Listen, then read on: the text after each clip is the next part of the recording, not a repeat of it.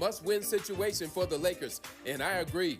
The Lakers need to put the Rockets away tonight to get ready for Oklahoma City in the next round. Two main reasons why the Lakers need to win Game 5 tonight at Crypto.com. Going back to Houston for Game 6 on Friday would be a demoralizing development for the Lakers. It would also give the Rockets more confidence, and then there's the possibility that Kevin Durant might be healthy for Game 6. Point number 2, OKC is already resting after sweeping Phoenix on Monday. The Lakers do not need the distraction of another game with the Rockets when they need to start preparing for the defending NBA champs after tonight. The Lakers should be on notice to deliver their best performance of the postseason so far. A loss would make things very uncomfortable. No debates, no speculation, just the info you need. That's your KBLA Sports Minute. I'm Ray Richardson on KBLA Talk 1580. When the story gets twisted, who's going to tell the truth? When they cut the microphones, who's still talking? When history gets rewritten, who remembers what really happened? We do. KBLA Talk 1580. Black media isn't just important right now, it's essential. Because when mainstream outlets move on, we stay. When the headlines ignore our communities, we don't. When decisions are being made that affect Black lives in our schools, our neighborhoods, our economy, KBLA is in the room. This is more than radio. This is a lifeline, a record, a rallying cry.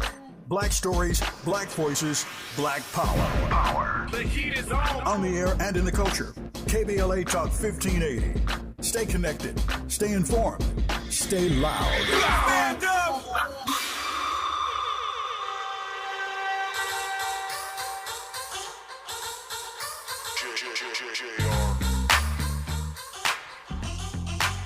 Man, I feel like money. Man, I feel like money. They attracted to me. They come around like honey. They come around like honey. 'Cause I fly like a bee. Man, I got 'em all buzzing. Like, damn, I got the world buzzing. Back to back up in the mix like that. And I know you like it when it's just like that. Welcome in. Happy Tuesday. You're locked in with Jill Monroe on KBLA Talk 1580. And you know it's Wednesday, so we are getting all up in the business, literally, which means that, you know, we'll be talking with entrepreneur and strategist Damon Haley. He's pulling up. But tonight, the topics, we're getting into Nike, and this one obviously is a little personal. Steve Stoute says the swoosh may have lost the sense of what is great now. So we're going to talk a little bit about some of the points he made and how that extends to the culture overall and legacy brands right now in this current era. So we're going to get into that. We're also getting into the WNBA is trying to bring the Houston Comets name back home, but the trademark is caught up with a rapper's company. So we'll get into those details and, you know, kind of discuss, is this the NBA's bad? Travis Scott. We'll get into those details.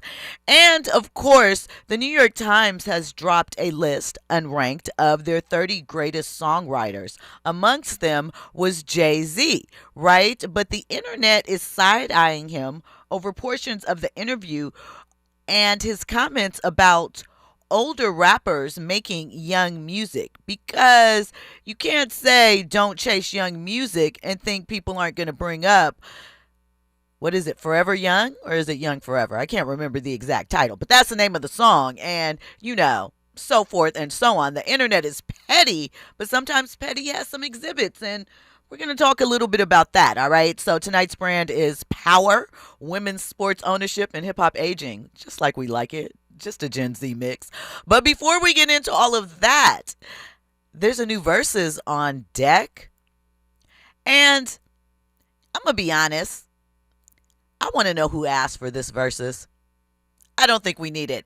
It is French Montana versus Rick Ross.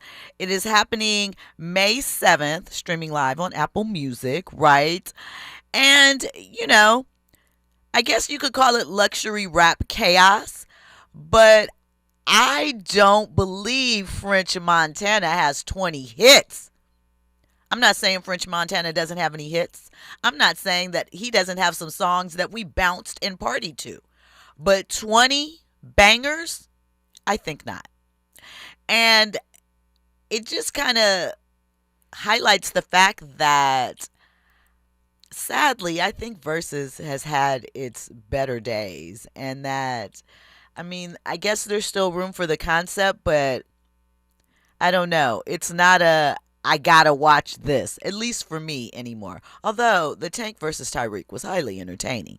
But I don't know if this one is going to have comedy like that. And again, you know, probably a lot of guest appearances, but you guys didn't like that with Tank and Tyrese, right? You guys said it was Tyrese versus everybody. So we'll see. You know, I mean, it's Miami. It's Hoka. It's who got the best feature. And, you know, everybody in the comments yelling, stay scheming. See, there's a bop. I think French Montana is on that with Rick Ross, though, right? Maybe I got it wrong. Anyway, Miles is like, what? All right, so we'll see how that goes. But, you know, they do. So, yes, that is one of the ones they're on together. I was right about that. And, you know, they got a couple others. Pop that, Minx in Miami. Do you know Minx in Miami? Because I only know that one kind of a little bit, and I don't even really think that I do. But we'll see. We'll see. It's a celebration, right? So, you know, it's live event programming. We'll see how it goes. And since Saturday, the entire internet has been debating, pulling old receipts, and in generally being sometimes a little mean on both sides to Klay Thompson and Megan Thee Stallion.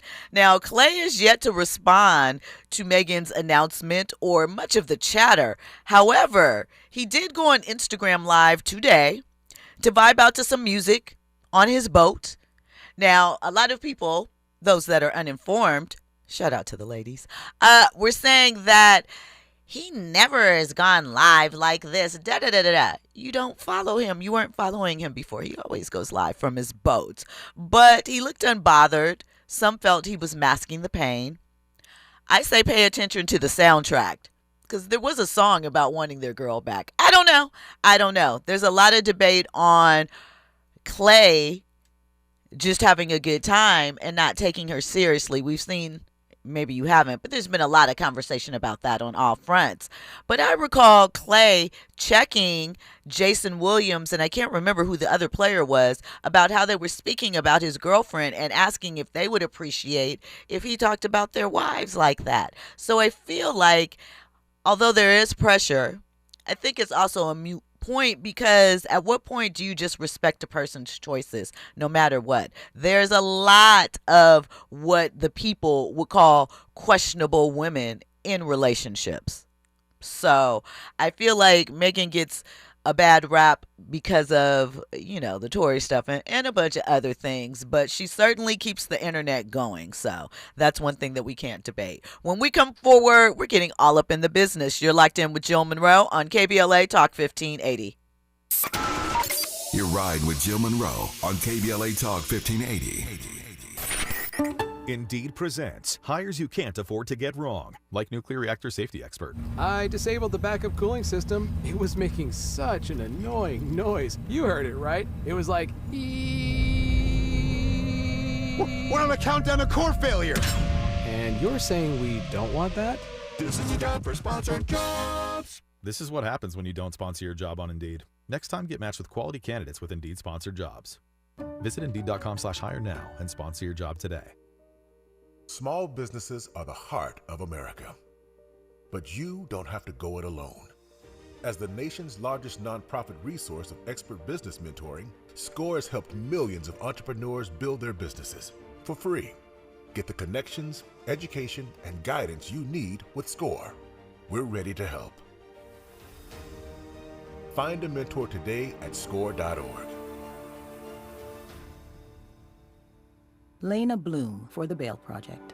Imagine you're stuck in a jail cell and you can't afford bail, and someone offers you a way out. Just plead guilty and you can go home and kiss your kids goodnight. What do? What thousands have. You plead guilty whether you are or not. Cash bail makes poverty a crime. That's why the Bail Project helps those who can't afford it while fighting to end cash bail. Because freedom should be free. Brought to you by the Ad Council.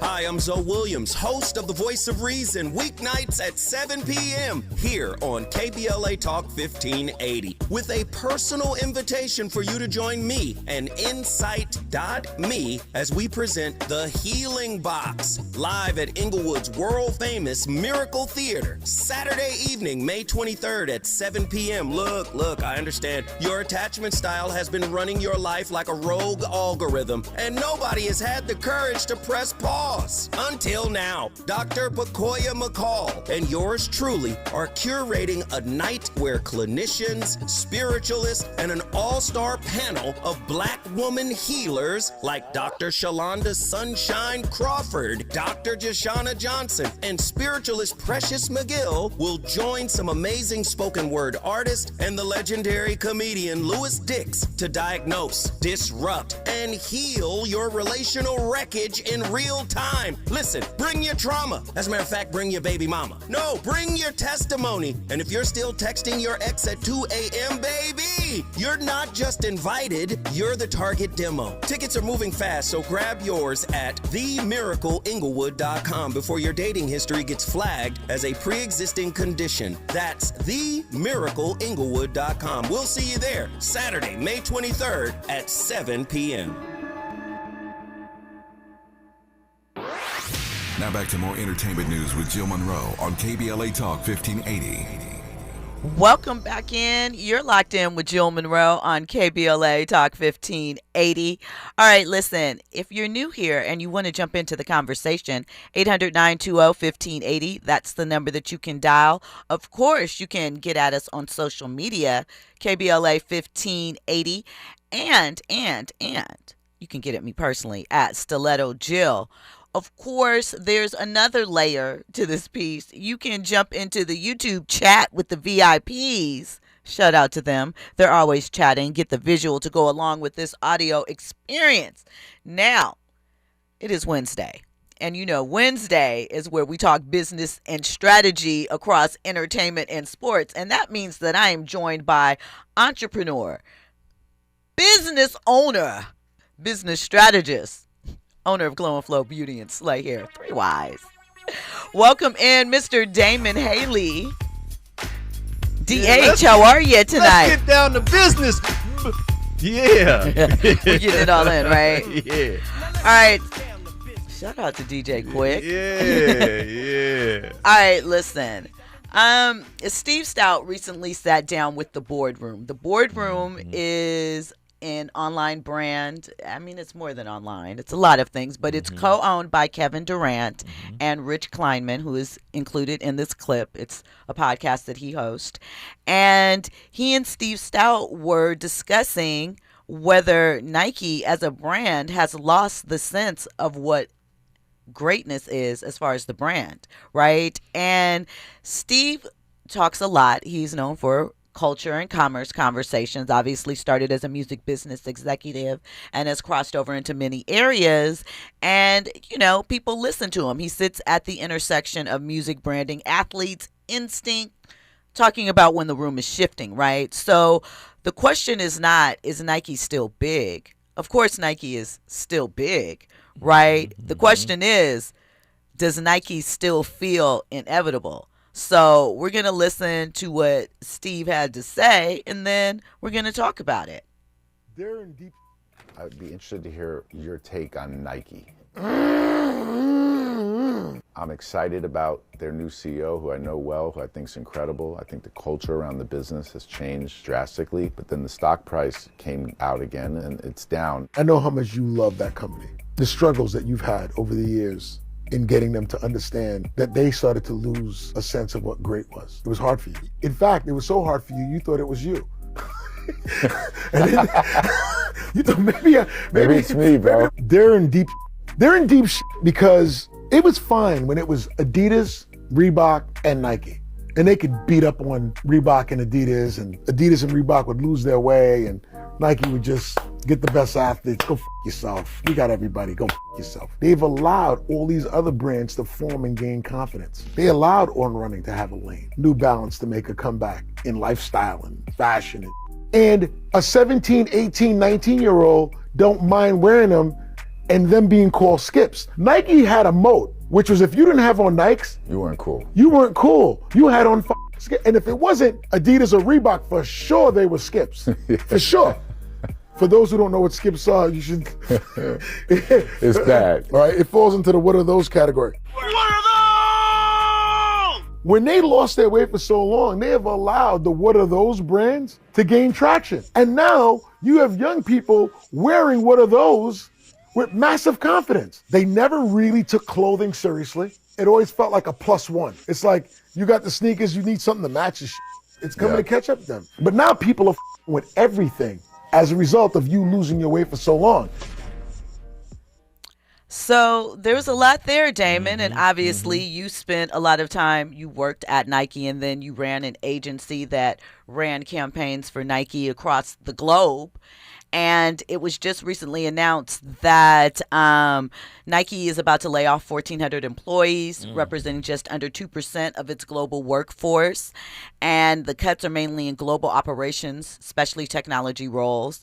And also, the stock has been dropping consistently over the past few years, and they expect a 2 to 4% sales decline in the current quarter, with China expected to drop around 20%. Wow. So, DH, where do you want to start? Well, it's a lot to unpack there. So one, I will say, listen to that, because Steve knows what he's talking about. He's got his ear to the ground, and a lot of stuff he says is absolutely correct. But I think that I'm not sure that they've lost their way, so to speak. They lost the market share. They lost the that swag, but not the way. Still a sound, business company, etc.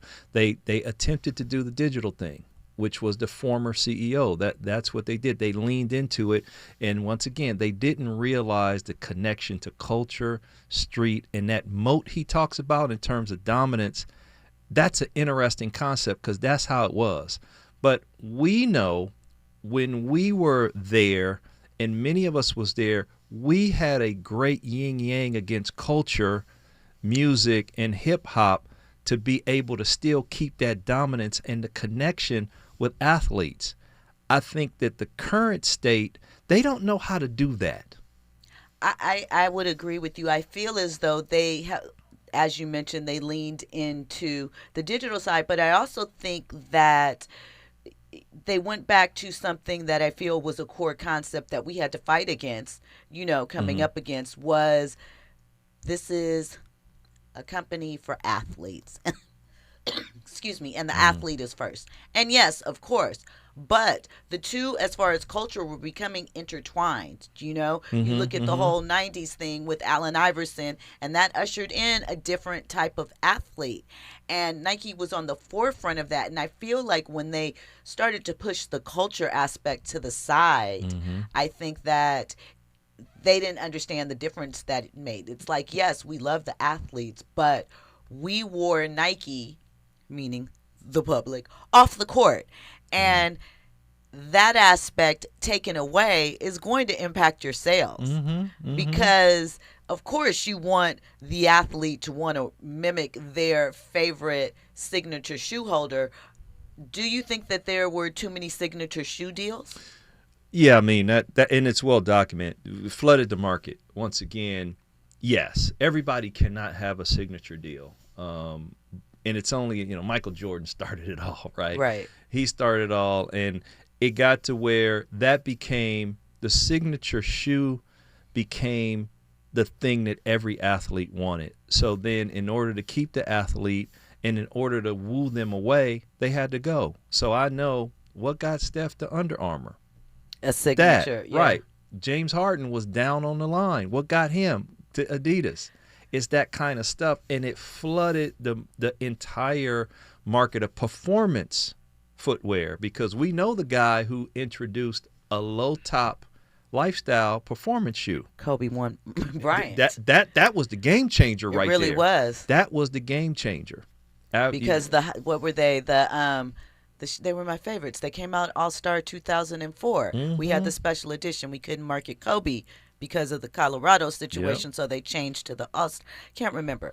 Someone in the chat, there's 2 comments in the chat that are interesting. One is from the Do Better Network. He says, everything changed big after Kanye left Nike.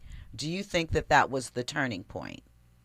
Because he made Adidas cool. He I feel like, cracked Adidas in a way that hadn't been done since Run DMC in the 80s when he left Nike and brought the Yeezy to Adidas. I think he changed their fortune absolutely. as well. I mean, Kanye is a force, period. It's a given.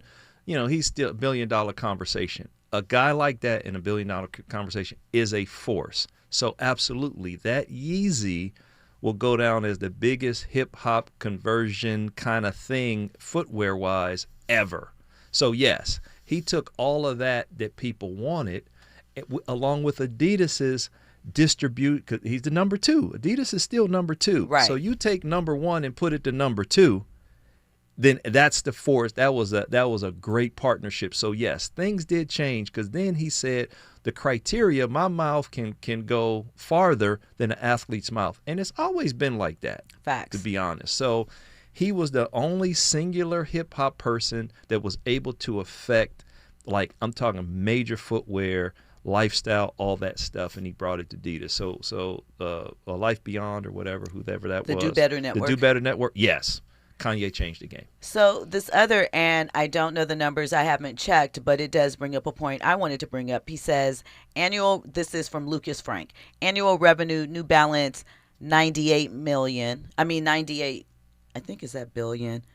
Nike annual revenue, 498 billion, I believe. So obviously, yes, Nike is doing better, but I think that what you're missing and what we haven't talked about is the impact on running that brands like Hoka and, kind of what Steve was alluding to as Skips has also eaten away at a lot of Nike's core, because at its heart, Nike was a running brand.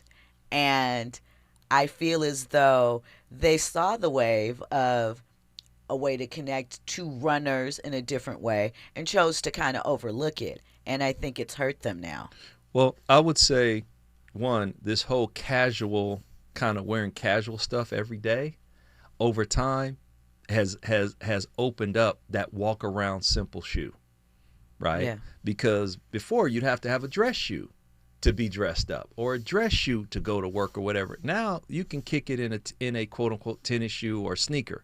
So now you got these other entities and people, designers and talented people leaving Nike, being plucked to go to different places, particularly New Balance, to go there, and the Under Armour, all of these different places. They just don't stay at Nike. So now what's your bench strength? Bad bench strength people coming up to be able to design and stuff. And then you got people going over and doing it at a New Balance and all of that. So that opened up more of the market. And that lifestyle, that Nike lifestyle group couldn't keep up with it at either. all. So Morris Phillips also brings up that Nike sells apparel, which we know, but I felt that Steve was right when he said Nike's never really focused on apparel. When I was there, and that's been some time, they were interested, they were dipping their toe in, they were starting to do special collaborations, but what you see currently, the only kind of lifestyle things as far as apparel they get into are co-branded things, cool, but nothing on their own and no heat around just their line, a lane which was wide open for them and they started to take advantage of. But once again, I feel like maybe it was that CEO, the idea of focusing on sort of just being an athlete and wanting to move away from the lifestyle component, I feel. At least that's what it felt like. Yeah, I mean, Steve knows. And Steve got inside information. He be talking to people, right? He knows board of directors and VPs and executives. So I agree that the focus wasn't, because I'm sure when you were coming up, people would pay good money for that footwear catalog, yeah, so that they can build apparel that goes with the footwear. You know, like I said, hey, let's face it, Jordan is going to be red, black, and whatever. So do your apparel around that. Kobe and all that kind of stuff. So I think there wasn't a focus. There wasn't anybody that they brought in from a fashionable perspective. Now, they did bring Europeans in. You remember that? Yes. That whole wave of Europeans that they brought in to kind of expand into Europe, that whole international, and to do a little lifestyle and fashion. But they didn't go with those day-to-day head-to-toe outfits to match the heat that was coming from the footwear. No, this wasn't the focus on that. I agree. Now, someone in the chat, Kendi, shout out to Kendi, said that Nike needs to leave Oregon and move to LA and start getting seriously into media. Well, what I can tell you is Nike has always been in LA. They have a huge campus in LA. I did not live in Beaverton, Oregon. I assure you, I did not. I worked right here in LA, and they're here. Now, I don't know if they're getting into media. We've talked about how sports teams, college teams are all developing media departments and producing films and so forth. Kendi is suggesting that Nike should produce fund a classic black movie. Well, I don't disagree with trying stuff new. I will say this: they not ever leaving Oregon. You know, that's not happening. It's no need, but I feel like it's no need to. So I'm just, boom. The basketball is out of New York. I think the running might have been out of here, out of L.A. So they are dispersing category groups to be more closer to where the action is, and they do have a production company that they funded internally and have funded other production companies to help them with content. So those are all things that they've attempted to do. It just hasn't been able, like Steve said, that moat. They haven't been able to capture that, and then they had the advantage of a man named Mike, a dude named Kobe, a dude named LeBron, Tiger, and a woman named Serena to really bring a lot of that global juice that now we can't name one Nike person that delivers that same type of stuff and connectivity. That's the real thing too. It is indeed. Listen, do you think that they can regain their original footing, or will they have to be satisfied with kind of being in the upper air but not the top dog? Well, in order, yes and no and, right? Obviously, you doing the same quote unquote playbook. It's not going to happen. And I'll tell you, a former Nike executive just got hired at Lululemon, and when she got hired, the stock dropped. So the experts who follow the stock facts, no opinion. She got hired, and then the stock dropped, which means we don't believe that woman has been there for 20 years is going to go over to Lululemon and solve problems. Right. Listen, when we come forward, we'll have more on this topic, plus more trending topics and headlines. You're locked in with Jill Monroe on KBLA Talk 1580. You're in the know with Jill Monroe on KBLA Talk 1580. I'm Amber Payton with BIN News Now. Timothy Brown, a black man, is suing New York City and the NYPD for $100 million after undercover detectives were seen beating him inside a Brooklyn liquor store. It was wrong. It was disgusting. Brown says officers mistook him for a drug suspect, leaving him physically and emotionally scarred. Louisiana will have to redraw its congressional map after the U.S. Supreme Court struck down a plan with a second majority black district. The case focused on how much race can be considered in redistricting. Black voters had sued after lawmakers approved a map with just one majority black district, despite black residents making up about a third of the state. And President Trump is welcoming the Artemis II astronauts to the White House after their historic mission. The four-person crew, including a black pilot, Victor Glover, returned earlier this month after a 10-day trip deeper into space than any crew before. Get BIN News Now on demand 24/7 on the iHeartRadio app. Head to Waba Grill weekdays after 3 p.m. for their $5 happy hour and try their new Chili Crisp dumplings. Bold, crunchy, and tossed in a fiery crisp paired with a premium Waba beverage drink like their authentic Thai tea. Get both for just $5 only at Waba Grill. It's for you. This is the KBLA Sports Minute with Ray Richardson. I'm a bad man. A lot of folks in Lakers Nation believe tonight's game against Houston is a must-win situation for the Lakers, and I agree. The Lakers need to put the Rockets away tonight to get ready for Oklahoma City in the next round. Two main reasons why the Lakers need to win Game 5 tonight at Crypto.com. Going back to Houston for Game 6 on Friday would be a demoralizing development for the Lakers. It would also give the Rockets more confidence, and then there's the possibility that Kevin Durant might be healthy for Game 6. Point number 2, OKC is already resting after sweeping Phoenix on Monday. The Lakers do not need the distraction of another game with the Rockets when they need to start preparing for the defending NBA champs after tonight. The Lakers should be on notice to deliver their best performance of the postseason so far. A loss would make things very uncomfortable. No debates, no speculation, just the info you need. That's your KBLA Sports Minute. I'm Ray Richardson on KBLA Talk 1580. When the story gets twisted, who's going to tell the truth? When they cut the microphones, who's still talking? When history gets rewritten, who remembers what really happened? We do. KBLA Talk 1580. Black media isn't just important right now, it's essential. Because when mainstream outlets move on, we stay. When the headlines ignore our communities, we don't. When decisions are being made that affect black lives in our schools, our neighborhoods, our economy, KBLA is in the room. This is more than radio. This is a lifeline, a record, a rallying cry. Black stories, black voices, black power. The heat is on. On the air and in the culture. KBLA Talk 1580. Stay connected. Stay informed. Stay loud. Stand up! We love America in spite of, not because of. And that's the deepest kind of love. This is KBLA Talk 1580. Hi, I'm Fred Martin, founder of Compton Kids Club. I just want to talk about the authenticity and tell y'all about my homeboy, Tom Steyer. Tom is a rock star. When I met him, Tom gave a grant to schools in San Francisco. All the kids were on probation. We were flying instructors for 2 years to come and help those kids doing performing arts and turning their life around. Some of the kids that he supported, they've graduated from UCLA.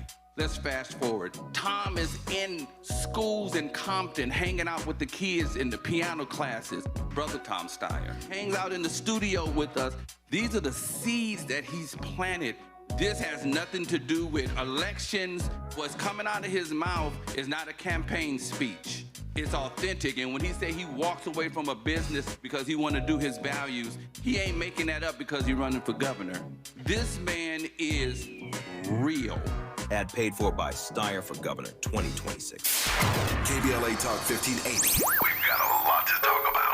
KBLA Talk 1580 is connecting you with services and solutions. Domestic violence and family violence is when someone in an intimate or family relationship tries to gain or maintain power and control over another through a wide range of abusive behaviors. Every single act may amount to abuse. Abuse can take on various forms: psychological and emotional, physical and economic, and sexual abuse. The Genesee Center Incorporated is a nationally recognized nonprofit domestic violence prevention and intervention organization, housing women and children from 30 days up to 2 years through emergency and transitional shelters. The Genesee Center also provides support services like mental health counseling, life skills classes, computer training, job referrals, after-school programs for children, field trips, tutoring, and comprehensive direct legal services. If you need help or you'd like to donate or volunteer, call the Genesee Hotline, 1-800-479-7328. That's 1-800-479-7328, or visit genesee.org. Everyone has the right to be safe. This is a community call to action from KBLA Talk 1580.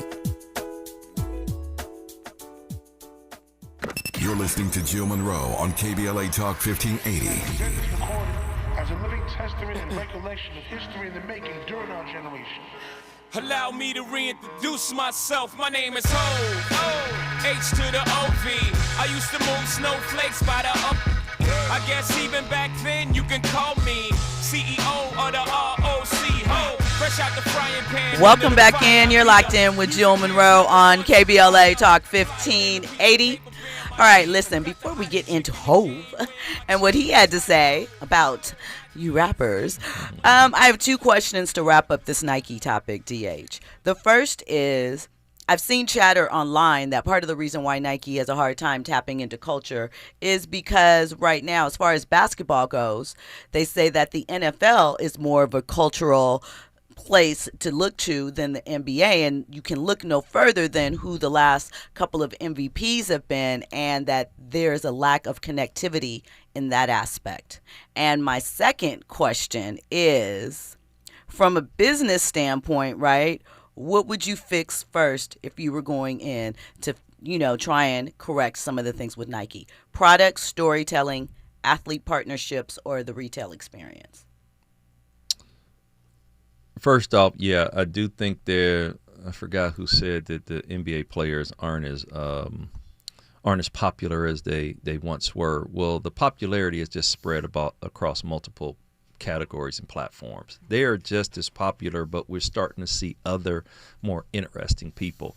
And you're right about the MVPs, because the 3 MVPs this year, 3 finalists are all international players. Victor from France, the Joker, and then SGA. So they're not American. So that's just those guys, and they ain't going nowhere. I think the big thing is, you still need that culture, that thing, because I don't know what music none of those guys listen to. I don't know what they do, so I really don't know those people. And before, we used to know our stars. We used to know them. They used to be tangible. We can go to New York, LA, Miami, whatever, and see those guys, party with them, and all that kind of stuff. So that's the first piece in terms of just the players piece that we need to get back to. We should. And then secondly, I think the best opportunity for Nike is basketball, because that's still where they going to play the music. They still going to dominate, the front row seats, all that kind of stuff, and you can still extract that. I do think the NFL is doing better because it's mostly Black Americans from the South.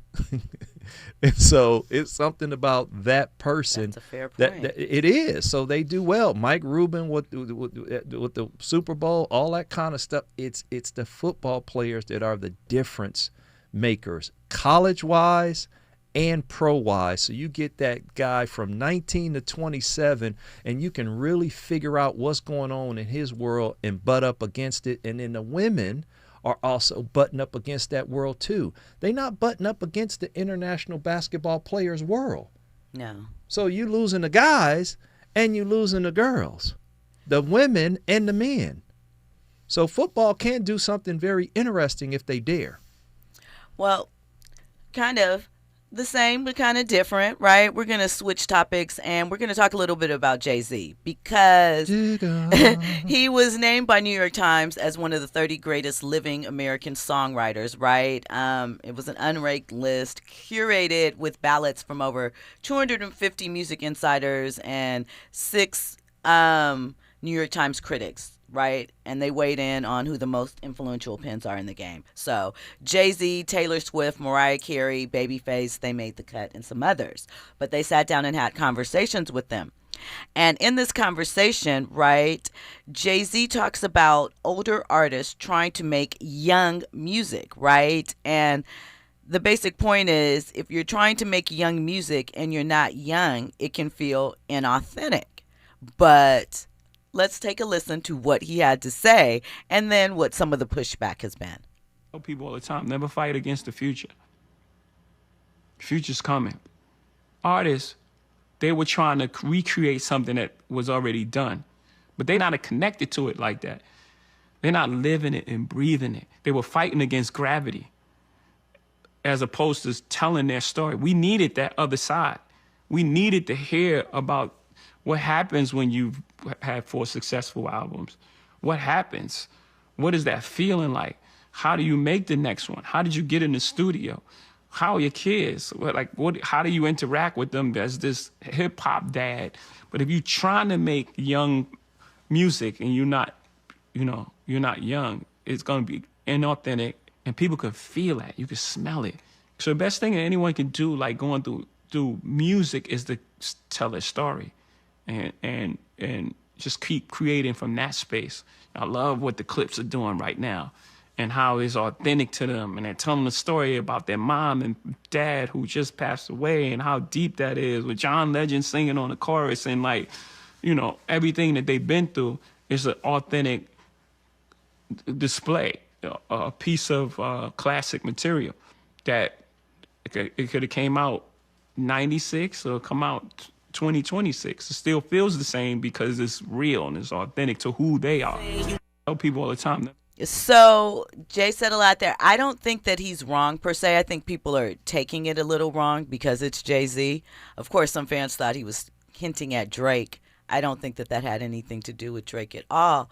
But I think, one, if you look at Jay-Z as an artist, he has evolved his subject matter. Even if you think back 20 years ago when he was talking about change clothes and some of the things that he had outgrown. So I feel like he's an artist that does that. And we have Nas dropping music later that I feel like is, age appropriate.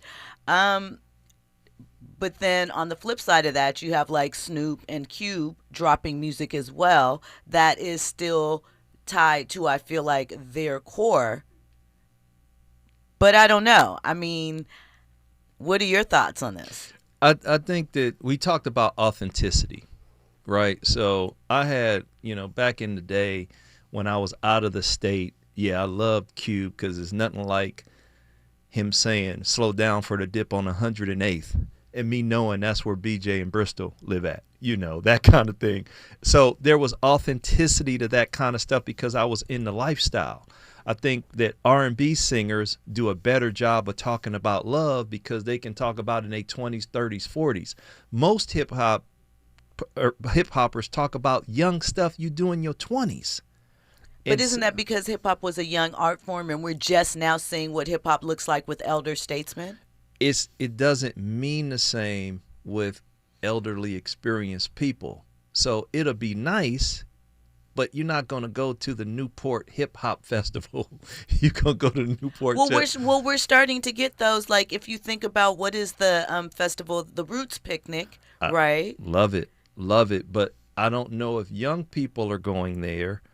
And I just think that music, age-appropriate music, is nice, but it's just not going to blow up like somebody talking about clubbing and being with dudes and being with girls. Now, so I do believe you talk about what you want to talk about. You can't, if a 40 or 50-year-old can't talk about being 20, 30 no more. It just don't sound right.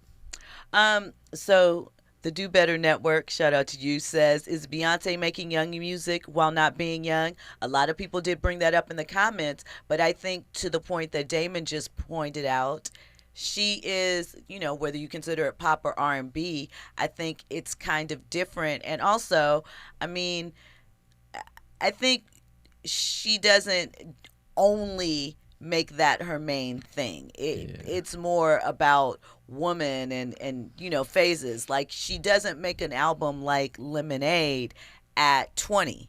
Mm-hmm. It doesn't happen. Frustration, even though she had Ring the Alarm a couple of albums before that. But I think if you talented, we're talking about different types of talent.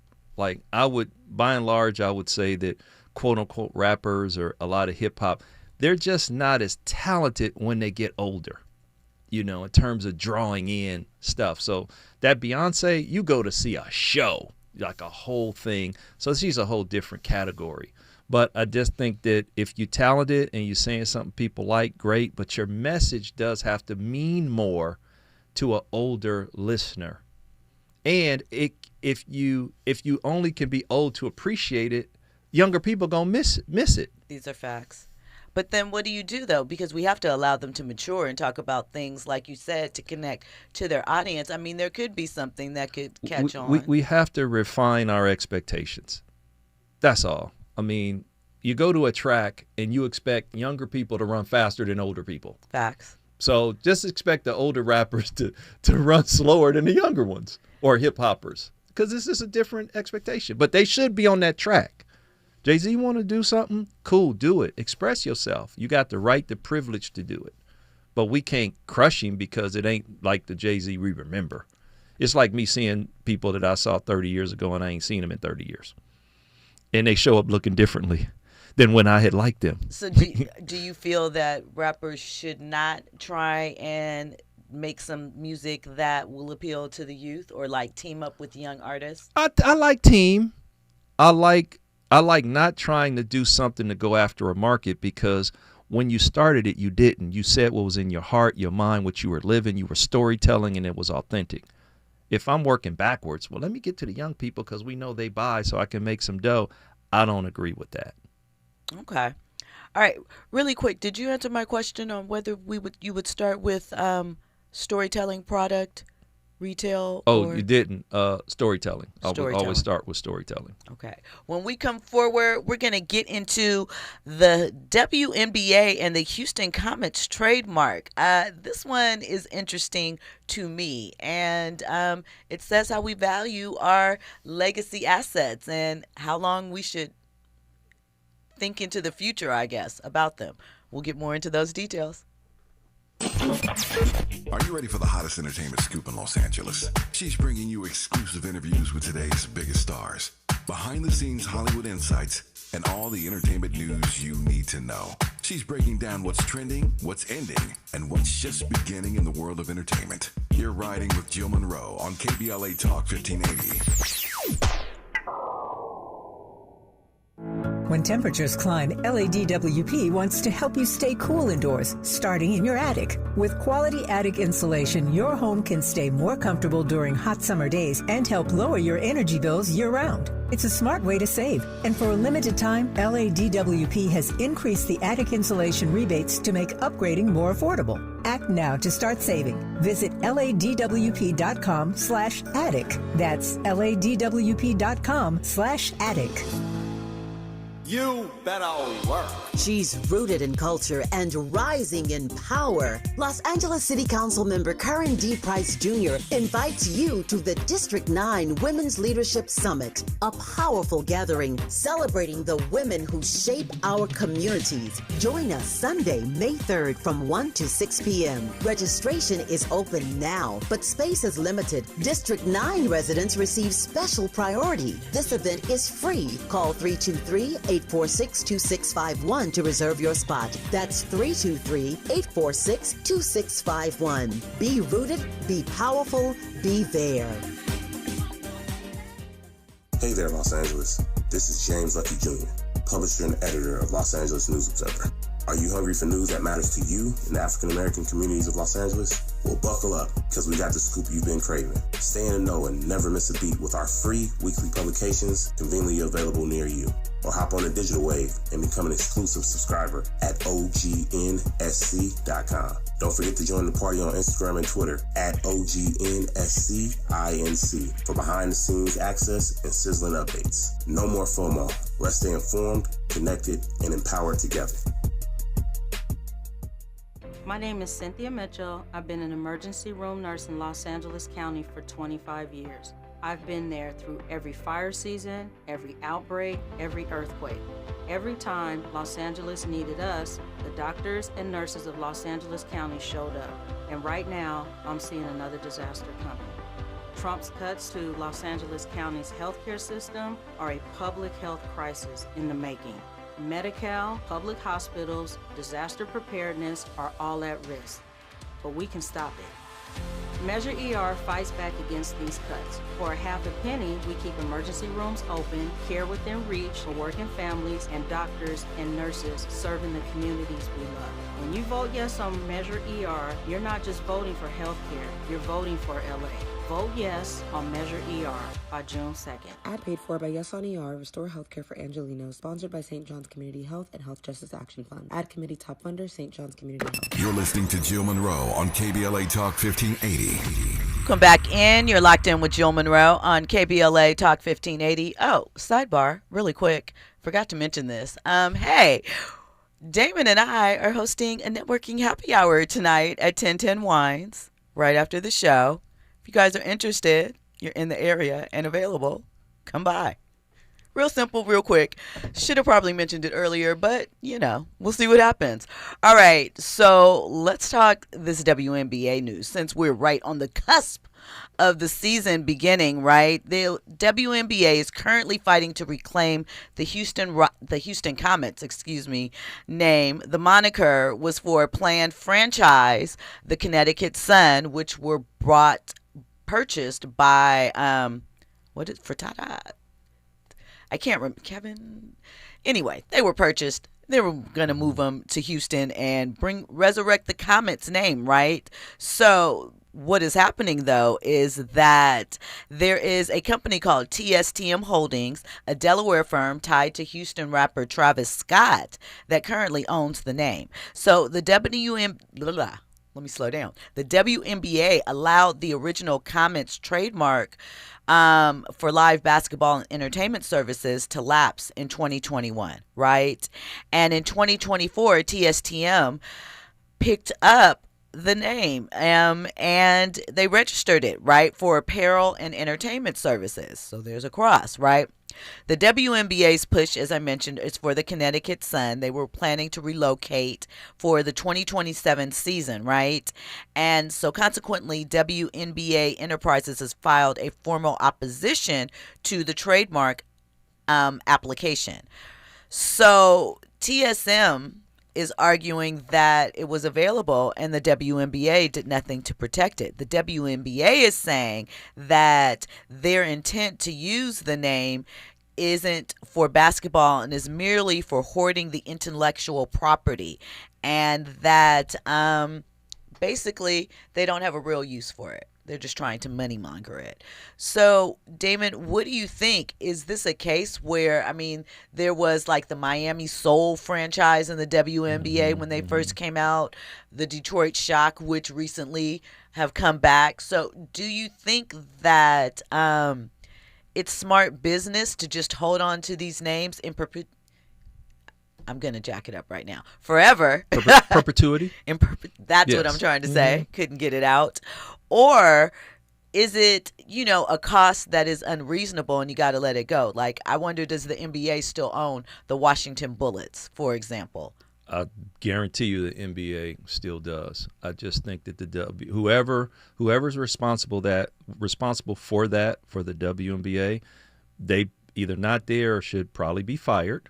Because, once again, we talking about the Comets. The Comets won four championships. That's right. Shout out to Cynthia Cooper, Locke High School. The first four. And Tina Thompson. Morningside High. Don't forget, it's a LASC connection. It's a whole thing. So, I don't know why they wouldn't, because you can still bang out merch and people in Houston would still buy it, That kind of thing. Mumford High School, I saw that today with Eddie Murphy. And I don't even know if that's a real one. But He had it in Beverly Hills High and somebody had it on today. So it still has value. And so I think it's just a negotiation. That's all, because I'll give Travis Scott's lawyers and who got him, they smart. Hire them. I would recommend them because they saw that and said, ooh, I'll take that. I'll hold that. Mm-hmm. Because Travis represents Houston a lot in his music, they saw I will take that and use it because you saying it lapsed is garbage. Because I know the same thing, trademarking, all that kind of stuff, you got to own. So right now, TSTM owns it, period. And so what the NBA is trying to come in and do is question ownership, but I can do what I want to do with this trademark. So it's a money play eventually, right? If I'm them, I'll say, I'll sell it to you for a flat fee and I want to own a piece of it for the rest of everybody's life. That's what I would do. Do you think that the Comets relaunch is going to be bigger because of this? like as far as merch, apparel? Or things I think it should be. I mean, Houston, one, is an incredible market for sports. It's an incredible market for fandom. So I wouldn't change it. I was involved with the, there was a team called the Hornets that they turned into the Bobcats because the owner's name was Bob. Right, Bob and then Johnson. When it came back to be Hornets, it was no issue. It wasn't no buying anything. It traveled. Now, it did probably travel with the franchise. But I think, why not? The Comets is a great brand of basketball, etc. It should be bigger because everything in Texas is bigger, and Houston is a great market. And I'm sure that I talked to affiliates of the ownership today by chance. But, yes, it's going to be huge and big. So, kind of in wrapping up, because all of this kind of fits together. We talked a little nostalgia, time periods, rapidly growing things. Do you think with so much emphasis at times, in footwear, even in name, on the 90s or the past, does it give space enough for the future for things to expand and find their own wave, so to speak? Yeah, I think it does, but we're talking about business and we're talking about risk and things like that. So sometimes, like Michael B. Jordan is doing Thomas Crown Affair. This is the third time it's been done. Right. I saw something with Cape Fear. And he's doing Miami Vice, too. The stuff that wins, you get these people that might not be creative and want to hedge risks. Let's go with what wins.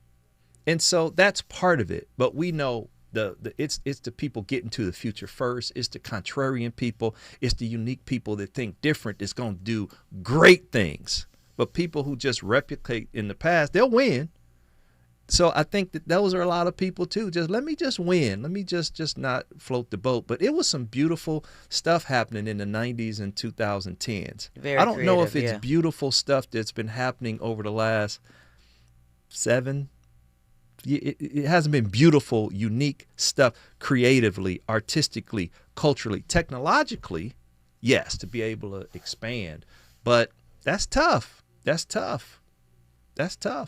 You need more people in the grind, in the streets, hustling with creative thinking than that. Matter of fact, I ran into a dude, code theory, which is training your brain not to be affected by technology. Because eventually, those are the people you want, because those are the different thinking people. And when you think different, that's when you hit a viral moment, or that's when you do a new technology or something. Not the same people. Vanilla's vanilla.